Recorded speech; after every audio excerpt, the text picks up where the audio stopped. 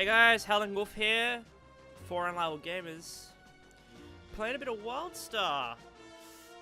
For those of you who don't know what Wildstar is, it's an MMORPG sci-fi based on two warring factions that are trying to take over the universe, basically. Although in saying that, the faction I play, the Exile, have kind of been like, they're the good guys, let's say that. I've already got a level 9 character here, as you can see.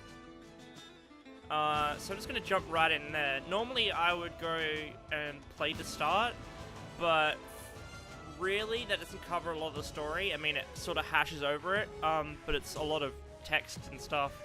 You guys don't want to read text, you want to see the game in action, so I'm going to go ahead and play some games now.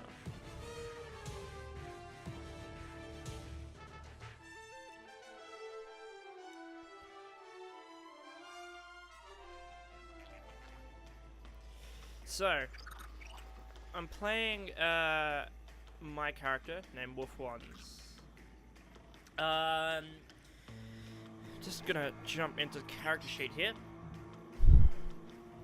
Excuse me. So, the way it basically works is like every MMORPG. You choose a class. I'm really got a roll here. Let's just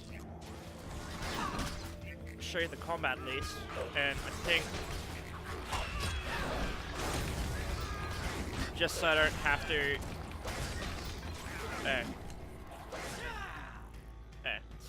so I'm gonna walk back to a home base. Anyway, so back to where I was before.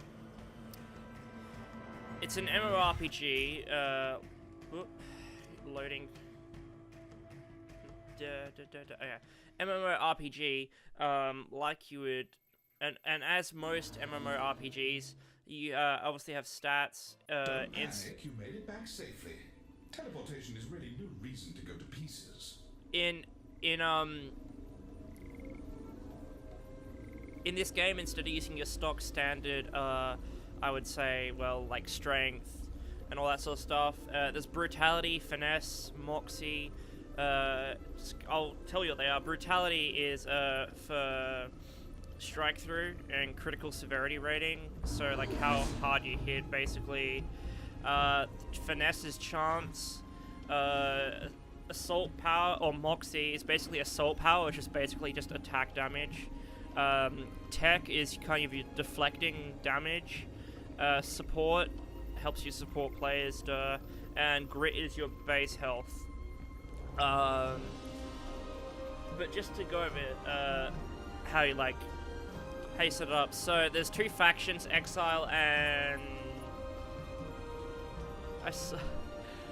I've only been playing this for like 5 hours. So yeah, but I can't remember the other faction. Just know that there is another faction and it's evil. Well, I don't know. It depends. You can decide whether it's evil or not, but to me it's pretty damn evil. But yeah, so you have your class, your path, your faction, and your race. There's 4 races in each faction. I'm playing the Auran race, which is sort of like cat people sort of thing. Ears and the tail. There's a lot of customization. But yeah, so that the race determines your player model, I guess you could say. Then you have class. Class determines, like, obviously what you actually do. I'm an Esper, so I'm sort of like a psychic, range, DPS. Well, that's what I'm going for anyway. And then you have paths. Paths, I'm an explorer path. So I gain extra XP. You can see down here on the right hand side corner my datacron. You gain extra XP by doing certain things like staking claims to places and exploring new areas. But you can also become a scientist and scan new things and learn stuff. You can become a settler and you get experience in building things. All sorts of stuff. It's pretty wide open. I think if you wanted to like do everything, you'd have to you'd have to play it a few times. This is in beta, by the way. I didn't even mention that. It's in beta. But yeah, so don't have any mounts because I'm like level 9. But yeah, let's jump out here. And the interesting thing about this is it sort of does the whole skill tree a bit differently. So if I jump in this game, they're called amps, AMPs, and every time you level up after level 6, you get a amp point, and that amp point you can put anywhere into this tree. And you can see here, this goes towards assault, this goes towards utility, hybrid AU support, hybrid SU, and then hybrid AS is assault support. So you can kind of hybrid between the two. I'm looking to, I guess, go hybrid AU or hybrid assault and a utility. Kind of put all my points into here because this is cooldown reduction, and that's the thing I hate most in MMOs. Hate that cooldown. But as well as this, so you got a whole, like, you've got assault support utility. Here's all the moves you can have. So I've got 4 supports going at the moment. Oh no, 4, yeah, 1, 2, 3, 4. Why have I got 5? Oh no. Oh, wait. Yeah, there it is. No, so I've got 4 assault abilities running at the moment with 1 utility ability and a path ability, which is basically unique to my my explorer choice. My explorer, what's the word? Explorer path. Yeah, explorer path. Right. But so say you were a medic or a scientist, you'd have, or sorry, a scientist or a settler, you'd have different different things here. But for me, because I have to climb up a lot of things, it's explore a safe fail or safe fall, which means damage taken from falling reduced by 15% when I call that on, which is very useful. But yeah, so that's kind of the layout of the tree. It's kind of in a hexagon. It looks way more complicated than it is. I kind of picked it up straight away. But yeah, and yeah. So the interesting thing I found when I was playing this game is, so normally if you're doing this, you immediately say it's a stock standard MMORPG in third person. But you can actually go like all the way in and play in first person, which for me, because I've played so many third person MMOs, is so trippy. I mean, I know ESO or Elder Scrolls Online, you can go first person, but like with this, you don't see your hands. Like, it's just, yeah, like it's almost like real life, sort of. You don't see your hands unless you like look down, and even then you don't see them. But yeah. So that's kind of the character creation, you saw skill layout and stuff like that. It's it gets way more complex the higher level you go, and quite frankly, I'm just skimming over it with the knowledge of absolutely nothing. But oh yeah, double jump. Yeah, double jump. That's nice. But yeah, so I guess that's it. So I'm gonna go over a few other things as well. Just like, basically this is just to show you guys the game, because I think it's a really cool game. The NDA got lifted on it like 3 weeks ago. It's in beta at the moment. If you pre-order the game, you get access to the beta, and they have the servers up every weekend generally. So I'm just gonna show you combat here. So unlike a normal MMO, Wildstar has sort of a telegraphing sort of system. So if I go and I'm gonna pull this guy. So let's do this and just. So when I press my 1 key, you'll notice a telegraph sort of thing on the ground will come out. Whoop. Frame rate. And that will kind of like show you. Whoa. frame rate.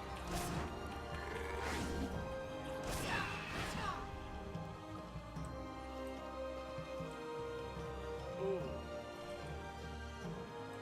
Yeah, I have no idea what's going on there.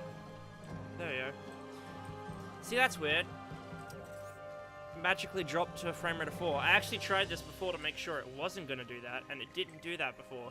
So, I'm going to say that's probably something running in the background of my computer. So sorry about that, guys. I'll do that again. But as you can see, when I press 1, you get like a telegraph. I'm just going to telegraph this a few times. Do that one. That's a nice example of a telegraph there. A circular one. But yeah, so enemies also do that, as well as standard attacks. They have telegraphs as well that you have to dodge out of the road with double tapping forward, back, left. No, double tapping forward or back, or Q or E or C or Z or whatever you want to do. I guess whatever you want to set your controls to. But yeah, just like Guild Wars 2, mouse is kind of your camera, and basically a camera, and what's with frame rate? Just gonna.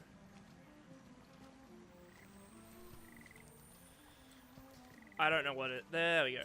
So it's basically like your camera, and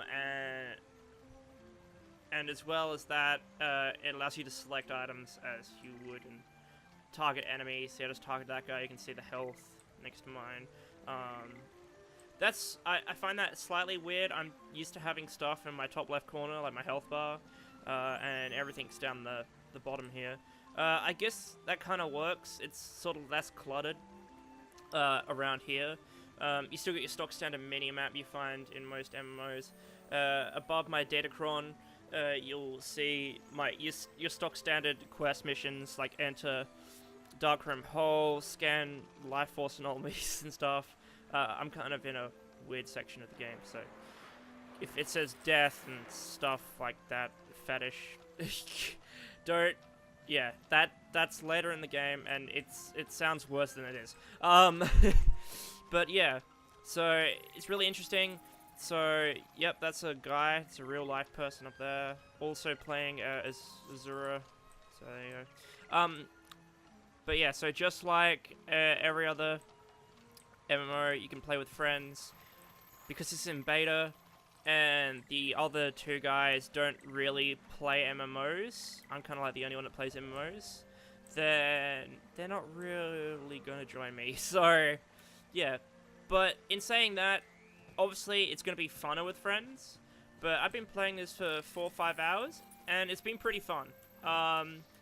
It hasn't been boring at any point. I mean, sometimes the amount of text that they throw at you from the storyline perspective it is quite lengthy, but you can do the same thing that you would do in Pokemon, where you just press A repeatedly, or you click the continue button repeatedly.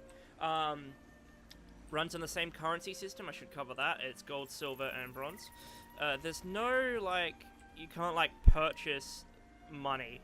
Like, that's it at the moment. I don't know whether they're going to bring that in after the beta, like when they release it. But yeah, so it's fun. I think there will be a subscription with this, I'm pretty sure. It is being published by NCSoft. They're not NCSoft isn't the developers.